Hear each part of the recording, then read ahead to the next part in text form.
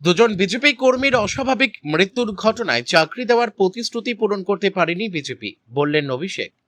একেবারে ভোটের মুখে গণদেবতার সহায়তা পেতে বলরামপুর বিধানসভা তৃণমূল প্রার্থী শান্তিরাম মাহাতোর সমর্থনে জনসভা করলেন তৃণমূলের সর্বভারতীয় সাধারণ সম্পাদক অভিষেক বন্দ্যোপাধ্যায়। সোমবার বলরামপুর কলেজ ময়দানে অভিষেকের সভায় সাধারণ মানুষ ও বিশেষ করে মহিলাদের ব্যাপক ভিড় লক্ষ্য করা যায়। অভিষেক বন্দ্যোপাধ্যায় বক্তব্য রাখতে গিয়ে বলেন, এই বলরামপুর এলাকায় 2011 সালের আগে অর্থাৎ তৃণমূল সরকার গঠন হওয়ার পূর্বে সন্ধে হলেই ঘর থেকে বেরোনো যেত না। সরকার পরিবর্তন হওয়ার পরেই এলাকার রূপ একেবারেই বদলে গিয়েছে। যেখানে শান্তি রাম মাহাতোর ভূমিকা অনেকটাই বেশি। তিনি মন্ত্রী থাকাকালীন পুরুলিয়ার দেবেন মাহাতো গভর্নমেন্ট মেডিকেল কলেজ এবং একটি ইঞ্জিনিয়ারিং কলেজ হয়েছে। মাঠের সামনেই বলরামপুর কলেজ ঝা চকচকে রূপ নিয়েছে।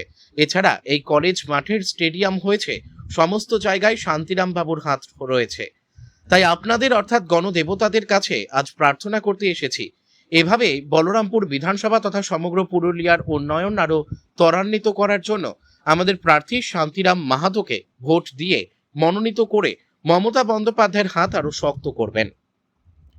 এছাড়া তিনি বিরোধী দল বিজেপিকে কটাক্ষ করতে গিয়ে বলেন, বলরামপুরে বিজেপি আসার পরেই ত্রিলোচন মাহাতো ও দুলাল কুমার 2018 সালে দুজন বিজেপি কর্মীর অস্বাভাবিক মৃত্যু হয়েছিল। সেই সময় বিজেপি কথা দিয়েছিল ত্রিলোচন মাহাতো ও দুলাল কুমার দুই পরিবারের একজন করে চাকরি দেওয়া হবে, কিন্তু সেই প্রতিশ্রুতি বিজেপি রাখতে পারেনি। যে বিজেপি একটিমাত্র প্রতিশ্রুতি রাখতে পারে না, সেই বিজেপি নাকি বলছে ক্ষমতায় এলে উন্নয়ন করবে। পুরুলিয়ার বলরামপুর থেকে বিশ্বজিৎ সিং সর্দারের report, big news Bangla. Petrol ছিল 50 টাকা, আজকে 100 টাকা। মাছ মাংস আমরা খাবো কি খাবো না বিজেপির নেতারা ঠিক করবে। বিহারের নেতা বলছে মাছ বিক্রি করা যাবে না, মাংস বিক্রি করা যাবে না। এরা বলছে বিজেপি ক্ষমতায় এলে তারা অভিন্ন দেওয়ানি বিধি নিয়ে আসবে। অভিন্ন দেওয়ানি বিধি কি? আপনার খাদ্যাভ্যাস থেকে শুরু করে আপনার পুজো করার উপাসনা করার পদ্ধতি, আপনি ঈশ্বরকে কিভাবে পুজো করবেন, আগামী দিন বিজেপির নেতারা দিল্লি থেকে বসে ঠিক করে দেবে। এর থেকে সব থেকে বেশি ক্ষতিগ্রস্ত হবে তপশিলি ভাইরা, জনজাতি ভাইরা, মায়েরা, যারা কুর্মী সমাজকে মিথ্যে কথা বলে।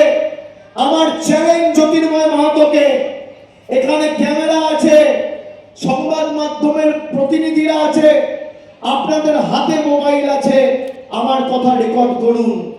মমতা বন্দ্যোপাধ্যায় সরকার আজ থেকে 3 মাস আগে, আজকের তারিখ হচ্ছে 20 এপ্রিল, আজ থেকে 2 মাস আগে 19 ফেব্রুয়ারি সরাসরি রাজ্য সরকারের তরফ থেকে কেন্দ্র সরকারকে চিঠি লিখে বলেছিল কুরবানি ভাষাকে অষ্টম তপশিলে অন্তর্ভুক্ত করতে। আজকে 2 মাস হয়ে গেল, নরেন্দ্র মোদীর সরকার, অমিত শাহ সরকার আর জ্যোতির্ময় সিং মাহাতোদের সরকার কিচ্ছু করেনি। আমি আগের বার পুরুলিয়া এসেছিলাম, কপি দেখিয়ে গেছি। যারা বলেছিল আমরা কুর্মী ভাইদের জন্য লড়াই করছি, বিজেপির কাজই হচ্ছে কুর্মী আদিবাসীদের মধ্যে ঝগড়া লাগানো আর ধর্মে ধর্মে বিভেদ করে নিজেদের রাজনৈতিক স্বার্থ চরিতার্থ করা।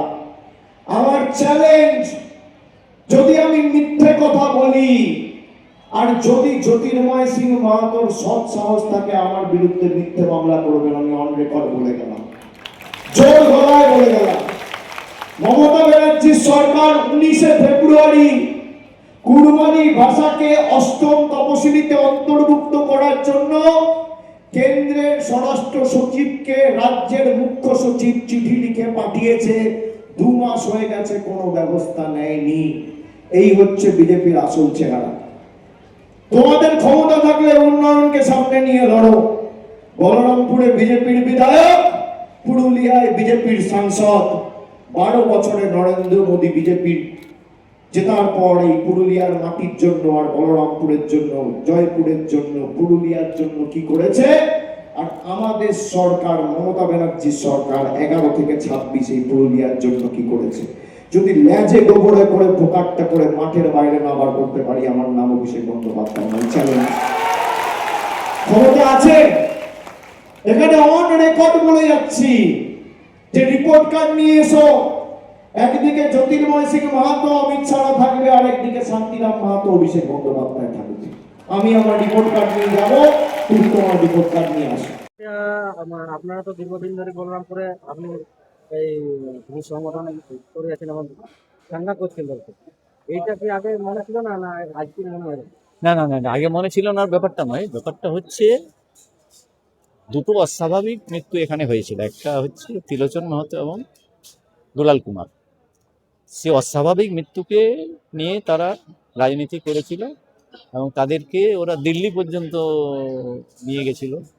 তাদের যে অস্বাভাবিক মৃত্যু সেটাকে নিয়ে রাজনীতি করতে গিয়ে কেন্দ্রীয় স্বরাষ্ট্রমন্ত্রী পর্যন্ত এবং তখনকার তিনি সর্বভারতীয় বিজেপির সর্বভারতীয় সভাপতি ছিলেন, তিনি এখানে সভা করেছিলেন ওইটাকে কেন্দ্র করে। এই যে সভা করেছিলেন এবং তাদেরকে বিভিন্নভাবে মানে তাদের পাশে দাঁড়ানোর বার্তা দিয়েছিল, তাদেরকে চাকরি দেওয়ারও কথা নাকি দিয়েছিল। এই যে জায়গাটা, সেই জায়গাটা তো একটা, আর তৃণমূল কংগ্রেস কিন্তু মানুষের পাশে থাকে। তৃণমূল কংগ্রেস যে কথা দেয় সেই কথা রাখে। এই পার্থক্যটা তো তুলে ধরাটা একটা রাজনৈতিক দলের মানে দায়িত্বের মধ্যে পড়ে। দলের দিকে আঙুল তুলেছিলেন। হ্যাঁ, তুলেছিল, কিন্তু তাতে তো কোনো ইয়ে আসেনি। তাতে তো তদন্ত হয়েছে, তদন্তে তো কোনো বেরিয়ে আসেনি। আজকে জনসমাগম, এটা দেখার পর জয়ের প্রতি কতটা নিশ্চিত এবং কত জয়ের পক্ষে আমরা তো জয়ের প্রতি আমরা নিশ্চিত আছি। তার কারণ মানুষ তো, মানুষকে বেশি দিন তো বোকা বানিয়ে রাখা যায় না। এই যে বোকা বানিয়ে রাখা কোনো একটা সময় চলতে পারে, কিন্তু মানুষকে বেশি দিন বোকা বানিয়ে রাখা যায় না। সেইটা প্রমাণিত হচ্ছে, অর্থাৎ মানুষের বিভ্রান্তি দূর হচ্ছে। সেই জন্য জয়ের ব্যাপারে তো আমরা আশাবাদী আছি। জয় সুনিশ্চিত আমাদের।